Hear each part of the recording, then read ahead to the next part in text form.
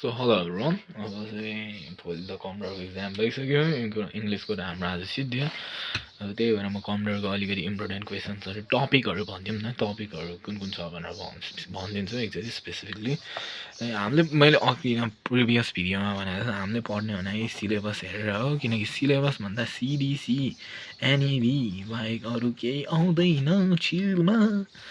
अब हाम्रो सिलेबसमा पढ्नुपर्ने डाटाबेस हो डाटाबेसबाट आई गेस लाइक एमसिक्यूहरूको त कुरै छोडिदिउँ अहिलेकोलाई 5 मार्क्सको आउँछ मजाले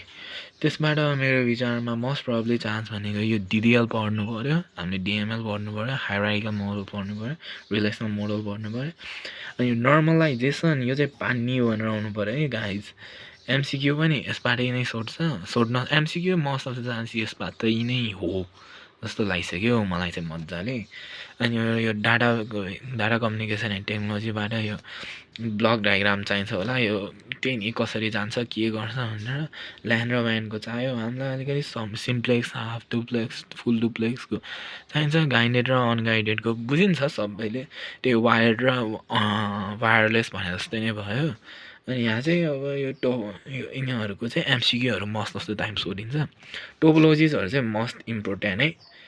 मस्ट इम्पोर्टेन्ट यो चाहिन्छ नै रिङ टोपोलोजी स्टार टोपोलोजी बस टोपोलोजी यताउतिहरू हाइब्रिड टोपोलोजीहरू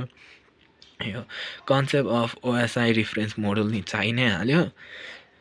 अनि अब यो डाटाबेसबाट चाहिँ डाटाबेस र यो अब वेब टेक्नोलोजीबाट चाहिँ जावा अथवा पिएचपी अरमा नै आउने हो जिएलमा होइन अब जुन आउँछ त्यही गरेर मलाई चाहिँ जावा स्क्रिप्ट आउँछ त्यही भएर जावा गर्छु अनि त्यही यसबाट सजिलो नै आउँछ बेसिक अन्ली भनेर भनेको छु त मैले पिएचपी गर्ने हो भने चाहिँ पिएचपी र यो डाटाबेस कसरी कनेक्ट गर्छ त्यो एउटा चाहिँ मस्ट इम्पोर्टेन्ट होला अनि यो प्रोग्रामिङ इन सीबाट भने स्ट्रक्चर पोइन्टर र फाइल ह्यान्डलिङबाट अरमा आउँछ जहिले मेरो विचारमा यो स्ट्रक्चर र वर्किङ विथ फाइल ह्यान्डलिङ चाहिँ होइन अरमा दिन्छ जस्तो लाग्यो अनि यो गेट्स बुट्सहरू चाहिँ एमसिक्यूमा आउँछ यसबाट चाहिँ कति 8 मार्क्सको फिक्स हो है त यसबाट छ नि यो यसबाट नि 8 मार्क्स फिक्स हो यस 8बाटै आउँछ यो जहिले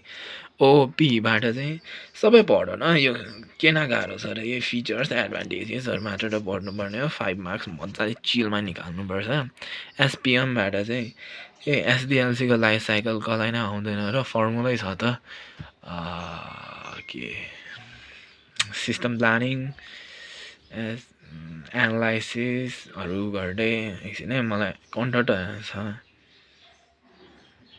DIM सिस्टम प्लानिङ एनालाइसिस